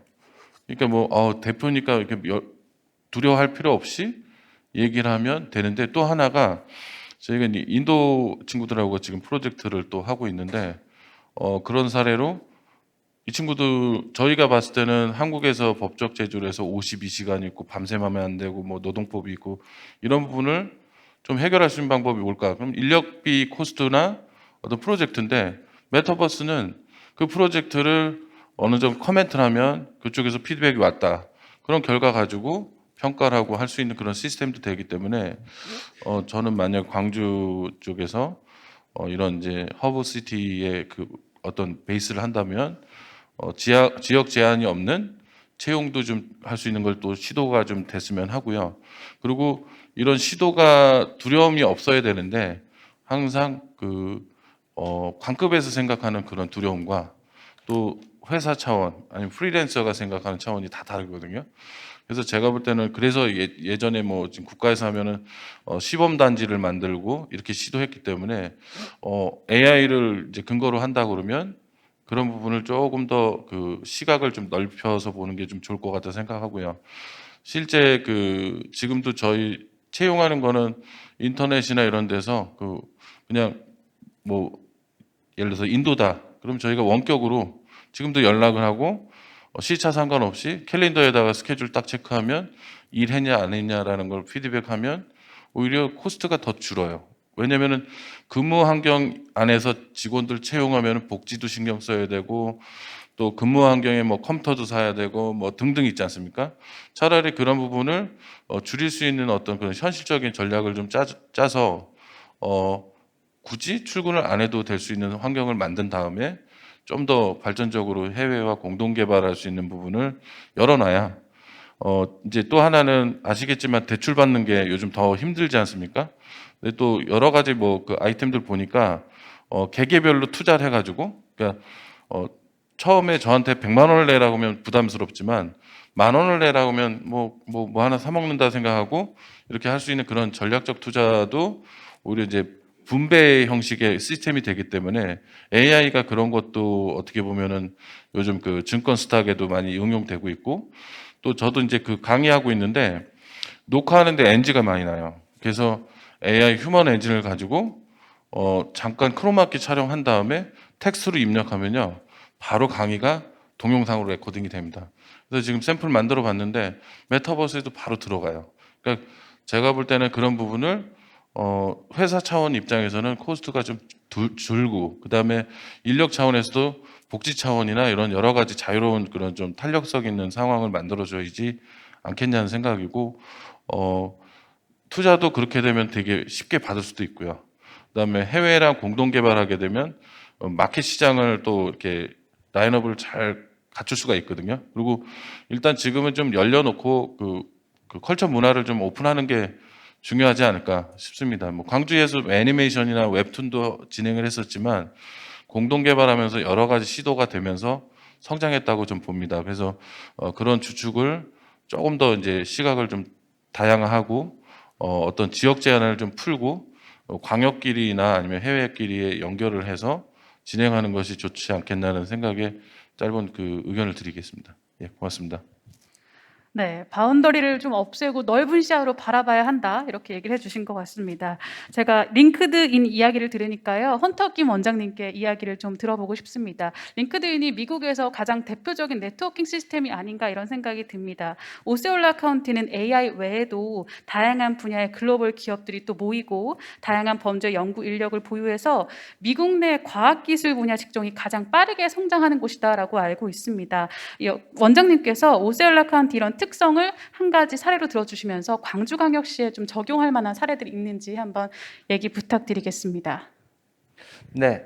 일단 플로리다는 지역 자체가 너무 넓기 때문에 각 지역마다 그 특성화되어 있는 산업들이 많이 분산되어 있지 않습니까?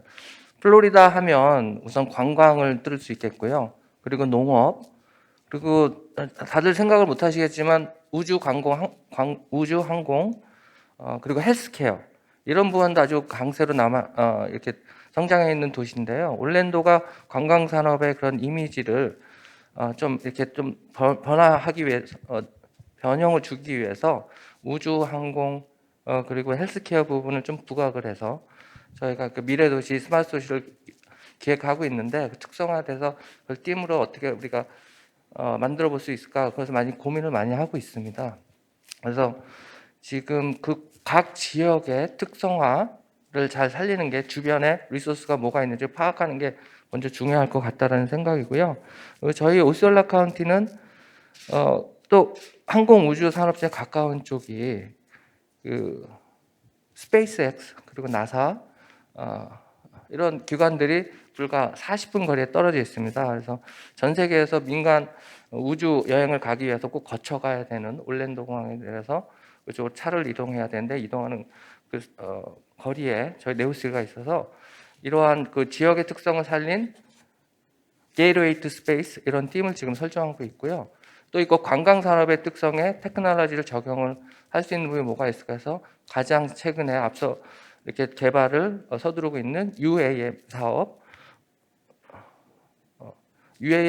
항공 그 스카이 택시 사업을 여기서 어떻게 저희가 적용을 할 수 있을까 이런 것들을 지금 고민하고 있습니다. 광주시에서 제가 여기 와서 광주는 좀 처음으로 방문을 했는데요.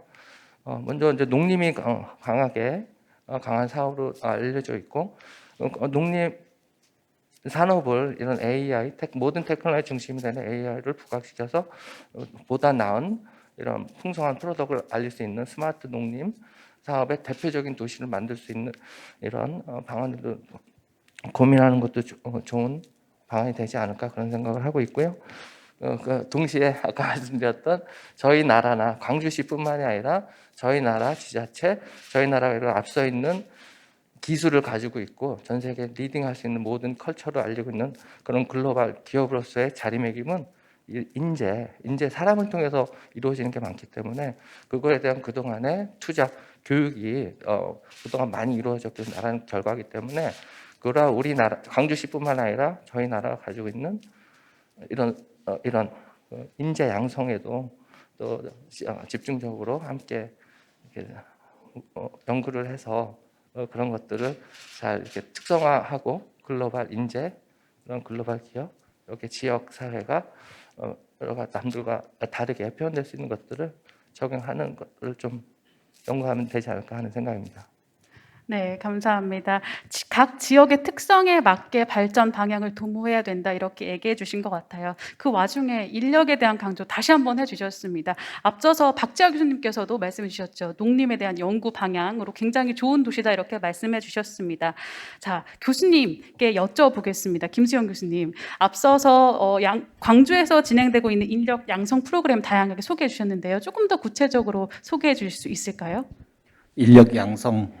네, 아까 전에 뭐 조선대와 이런 산학협력 같은 방안도 추진하고 있고 이런 구체적인 방안들 좀 알려주시면 감사하겠습니다. 저희들 그 인력 양성은 아까 말씀드린 대로 광주시가 중심이 돼서 추진하고 있는 그 인재 양성 사다리를 통해서 고급 인력부터 융합 인력까지 이게 인재 양성이 크게 보면 피라미드 형식입니다. 전문 인력은 피라미드의 맨 상층에서 이제 그렇게 많은 인력이 없어도 되고 아주 스마트한 인력이 아주 획기적인 연구 결과를 내면 굉장히 국가 경쟁력도 올라가고 하는 뭐 그런 측면에서 고급 인재를 양성하는 것이고 사회 각 전반에 필요한 인력들은 각 분야에서 그 분야의 인력들을 재교육을 해서 인공지능이나 데이터를 분석하는 교육을 받고 본인의 분야로 다시 돌아가서 그 분야에 생기는 인공지능이나 데이터 분석에 관한 수요를 충당하는 뭐 그런 역할을 담당해야 되기 때문에 굉장히 많은 인력 숫자로 보면 굉장히 많은 숫자가 필요해서 피라미드의 맨 아래에 해당하는 것 같고요. 그래서 맨 밑에서부터 위에까지 이제 뭐 이렇게 다양한 수요와 다양한 그 역할이 있겠지만 한 가지 공통적인 것은 아까도 말씀드렸지만 실제 분야, 산업 분야 또 사회 각 전반에 걸친 분야 여기에 그 기반을 두고 있지 않으면 그냥 이론만 공부하고 툴만 좀 배우고 해가지고는 크게 이렇게 도움이 안 되는 것 같고요. 하여튼 그런 측면에서 좀 더 좀 효과적인 인력 양성이 필요하지 않을까 싶고요. 그래서 저희 광주 전남의 구성원 중에 인력 양성을 담당하는 대학이나 광주시나 또 인공지능 사관학교를 담당하고 있는 광주 정보문화산업진흥원이나 같이 공동으로 협의해 가면서 그런 것들을 잘 내실 있게 운영을 해야 될 것 같습니다. 네, 인력 양성을 위해서는 가장 먼저 주요시 돼야 할 것이 바로 생태계를 조성하는 것 같은데요. 그러기 위해선 인프라 구축이 굉장히 중요해 보입니다. 이충렬 이사님께 한번 물어보겠습니다. 이사님이 현재 전기차 충전 인프라 관련 기업인 시그넷 EV에 근무하고 계시는데요. 이전에 많은 환경 기업에서 충전 시설 관련 업무를 오랫동안 지속해 오셨기 때문에 인프라 설비에 대한 지식이 상당하실 것 같습니다. 이렇게 인프라적인 요소가 무시할 수 없다는 생각이 드는데 광주가 AI 허브시티로 거듭나기 위해서는 어떤 오프라인 인프라가 구축되어야 할까요? 예, 우선은 조금 제가 생각하는 거는 특성화를 좀 광주만의 특성화 아이템을 좀 잡아야 되지 않겠냐 생각하거든요.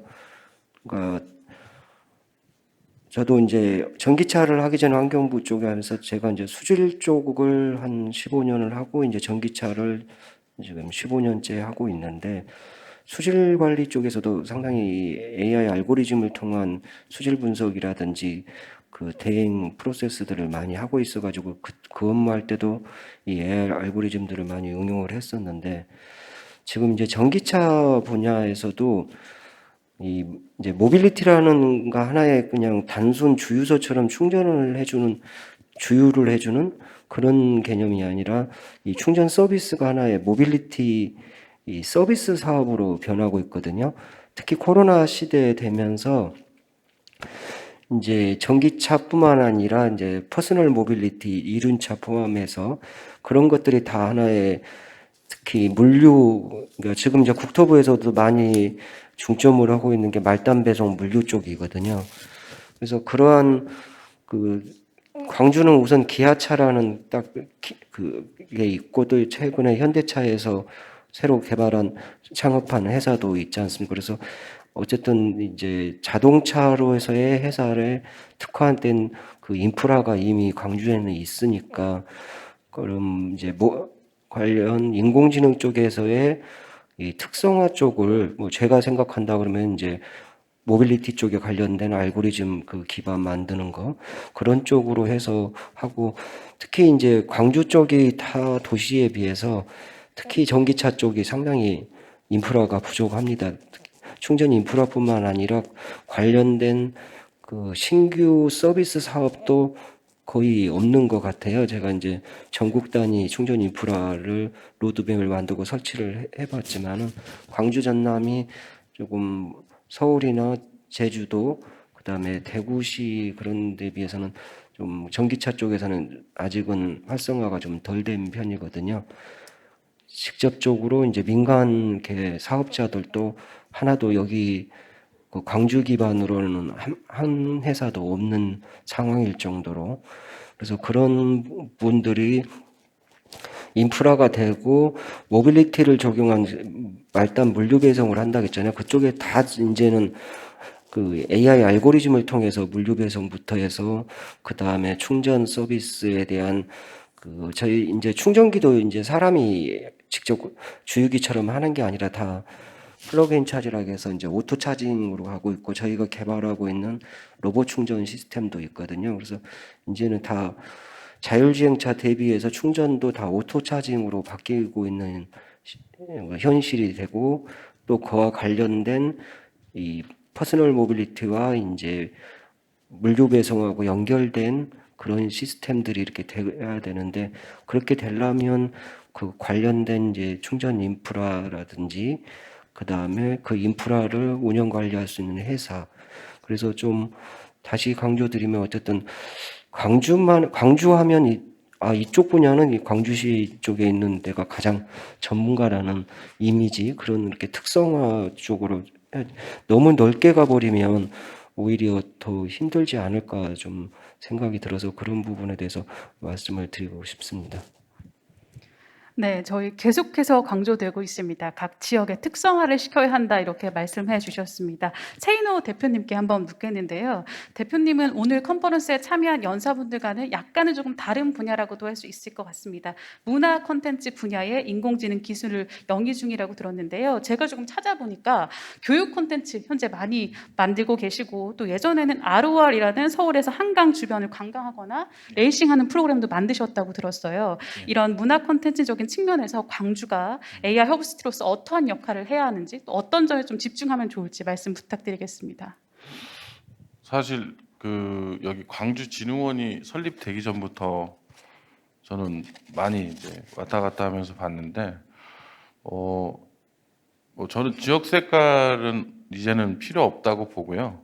중요한 거는 어떻게 이제 글로벌 마켓에 우리가 갈 수 있는지 토대를 준비해야 될 때가 됐다는 게 뭐냐면 잘 생각해 보셔야 될 게 인재 양성은 계속하지만 출산율은 줄고 있습니다.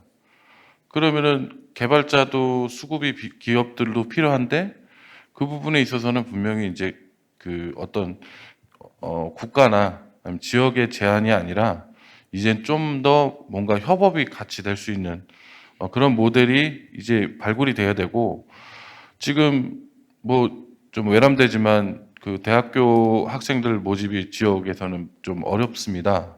그리고 이제 기업에서 원하는 성향도 좀 구하기가 힘들고요. 그런 면에서는 미리 준비할 것은 뭐냐면 다른 나라와 자꾸 교류를 좀 하면서 또 뭐 제가 외람되지만 이제 교육 관련된 그 과정에서 그 이제 해외에 있는 유수 대학들이 오고 싶어도 못 오는 게 법률 때문에 교육부 인가가 안 납니다. 그래서 학율이 인정이 안 되고 있어요. 그래서 그런 여러 가지 경계면을 조금 더 좀 생각을 해서 뭐 좀 역제한으로 조금 아이들 들이면 좀 제한 없이 할 수 있는 그런 섹터를 만들어서 여러 가지를 먼저 시도하시면 그 경험을 토대로 해서 더 좋은 게 만들어지지 않을까. 어쨌든 애니메이션 인프라에서는 좀 강력하다는 게 광주가 많이 알려져 있거든요. 해외에서도요. 그러니까 그런 면을 조금 더 경험 삼아서 지금 이제 AI 쪽에도 충분히 좀 찾아보면 좋을 것 같고요. 저 같은 경우는 좀 강의가 좀 그 녹화하는 게 좀 귀찮아서 이제 아이디어를 생각하다가 휴먼 팩트로 해서 강의하는 걸 텍스트만 치면 제가 자동으로 이제 그 강의하는 모습이 나올 수 있는 거를 지금 컨텐츠 만들고 있거든요. 그러니까 그런 것처럼 좀 더 일상에서 좀 쉽고 좀 같이 갈 수 있는 여건을 좀 찾아보고요. 저는 이런 것도 있거든요. 차라리 현실적으로 불가한 것은 내려놓고 제일 가능성 있는 거를 좀 포커스해서 지금 저는 광주에서 AI를 선택했단 말이죠.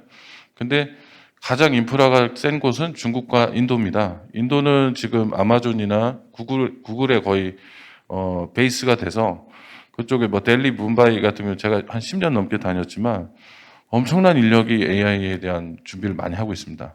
이게 왜냐면 AI라는 게 그 학습 데이터가 많아야 되는데 결국에는 우리가 연구를 하면은 구글이라든가 아마존이라든가 왜 등등입니다. 국산이라고 하면 뭐 네이버나 이런 뭐 카카오 이런 쪽으로 가기 때문에 현실을 빨리 직시하고 저는 만약에 좀 이 부분에 있어서 좀 TFT나 좀 신규 발굴도 하고 해외 쪽하고 여러 가지 조금씩 시도해보고 이런 역할을 빨리 먼저 해보시면 좋겠다는 생각에 좀 조금만 이제 바람이 있습니다. 뭐 이건 개인적인 의견이고요. 저 같은 경우는 뭐 다른 이제 시에 그 지금 기획위원을 하고 있지만 그쪽 같은 경우는 10년을 계획하고 준비하고 있습니다.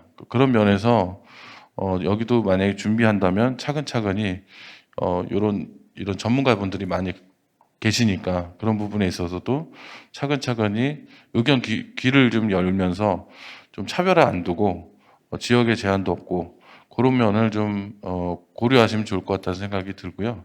일단 제가 볼 때 인구가 계속 줄고 있습니다. 그리고 어르신들은 많아지고요. 그러면은 분명히 경제적인 손실을 어떤 식으로 감안할 것이냐 그런 부분도 지금 정책적으로 만들어 놓은 것도 있지만 앞으로 가야 될 것은 우리가 효율적으로 가야 된다고 생각하거든요. 그리고 법 테두리를 넘어설 수는 없지 않습니까? 그런 걸 지키면서 할 수 있는 좀 합리적인 플랜이 좀 나와야 하지 않을까라는 생각을 좀 드리고 싶습니다.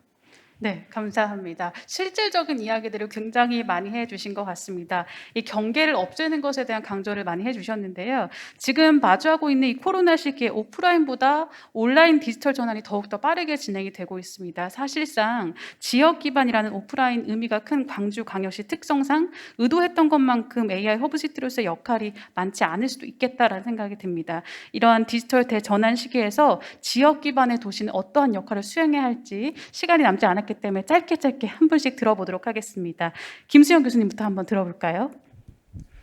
네, 우리 그 지금 현재 연사분들뿐만 아니라 이전 세션의 연사분들께서도 광주에 대해서 걱정을 많이 해주시는 것 같습니다.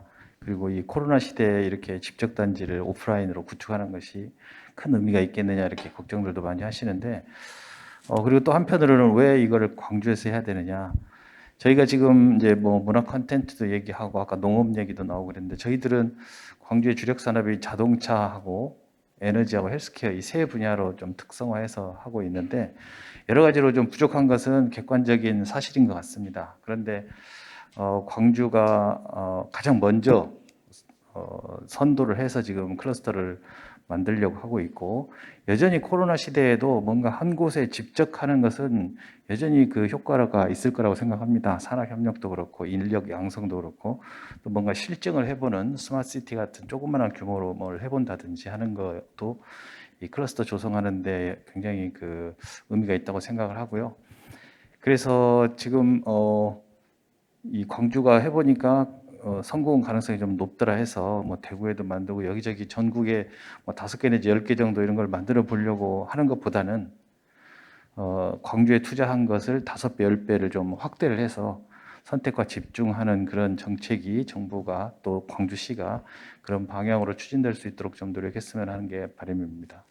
네, 감사합니다. 교수님께서 헬스케어 부문에도 발전을 하고 있다라고 얘기하셨습니다. 그렇기 때문에 헌터킴 원장님 해주실 얘기가 있을 것 같아요. 의견 부탁드리겠습니다. 네, 헬스케어 부분도 저희 플로리다 지역에서도 강조하고 있는 부분이고요. 제일 먼저 적용해서 고령화 사회에 테크놀로지를 활용해서 건강 증진과 그리고 메인테넌스, 보도 나은 생활 환경을 만드는데 어떻게 적용할까 준비를 하고 있고, 제일 먼저 지금 파일럿 프로그램으로 한국의 기업과 지금 대학과 저희가 협연해서 파일럿 프로그램을 저희 오슬라 카운티에 있는 지역 주민에게 먼저 테스트를 그리고 의료기관에 하는 것을 지금 진행을 하고 있기는 합니다.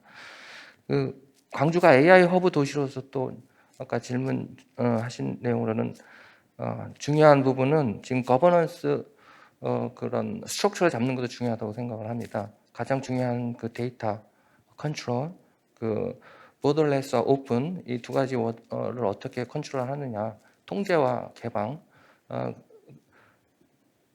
지금 건립되고 있는 데이터 센터, 그 데이터 센터를 통해서 그런 거에 대한 규제, 개방 이거를 좋은 선 모델로 이렇게 선순환 모델이 될 수 있도록 이렇게 잘 만드는 것도 중요하지 않을까 그런 생각을 해봅니다.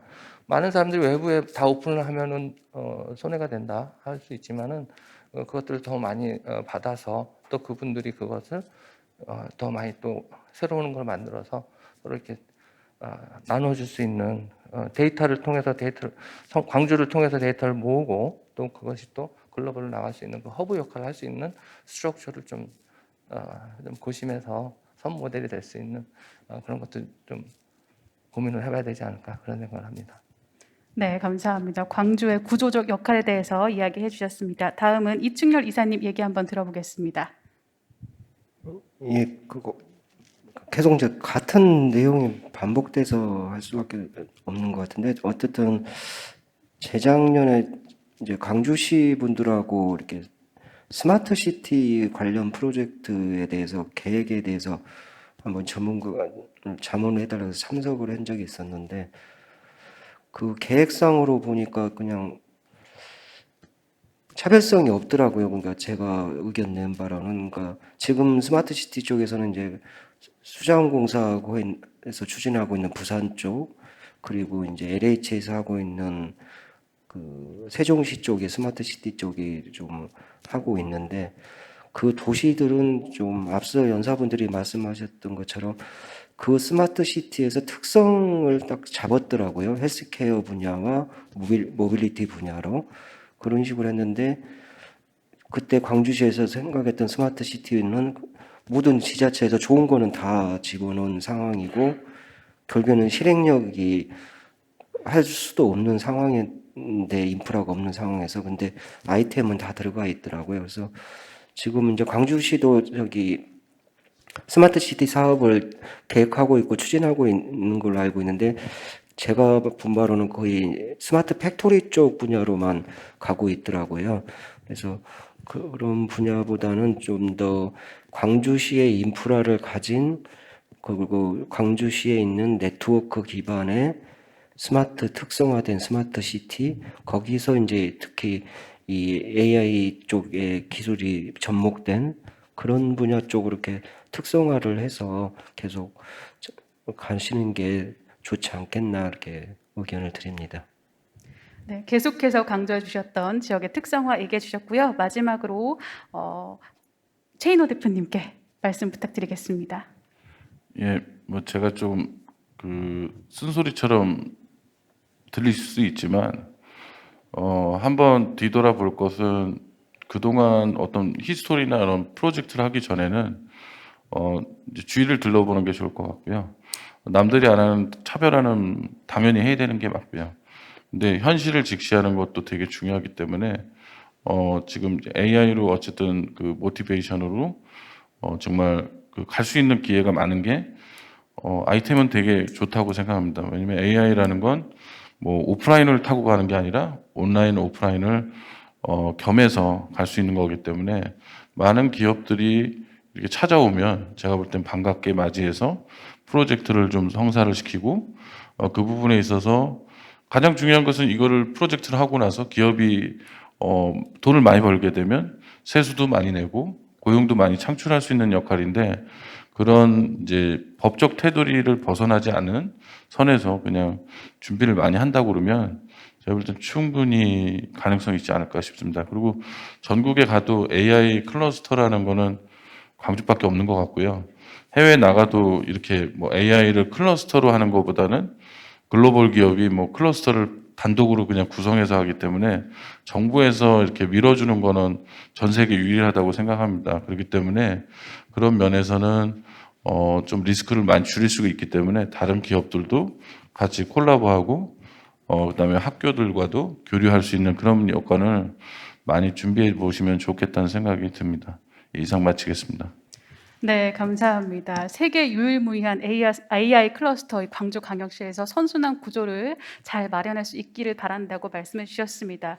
이렇게 훌륭하신 4인의 연사분과 함께 토론을 진행하다 보니까요, 벌써 두 번째 포럼까지 마쳐야 할 시간이 이렇게 왔습니다. 코로나 확산 속에서도 직접 행사장에 방문해 주신 참여해 주신 김수영 교수님, 허턴킴 원장님, 이충렬 이사님, 그리고 최인호 대표님께 다시 한번 감사 인사드리겠습니다. 이것으로 두 번째 포럼까지 모두 마치도록 하겠습니다. 참여해 주신 참가객 여러분 감사드립니다. 네, 이것으로 두 번째 포럼까지 마쳤습니다. 오늘 준비된 비즈니스대 컨퍼런스 프로그램은 여기까지인데요. 본 컨퍼런스가 종료돼도 내일 18일까지 1층 전시홀에서 다양한 AI 기업들의 전시, 참관객들을 위한 체험 프로그램 등 아이콘 광주 2021 행사는 이어집니다. 참관객분들의 많은 관심 부탁드리면서 이상 저는 글로벌 AI 컨퍼런스 아이콘 광주 2021 비즈니스 트랙 진행을 맡은 아나운서 손진이었습니다. 여러분 고맙습니다.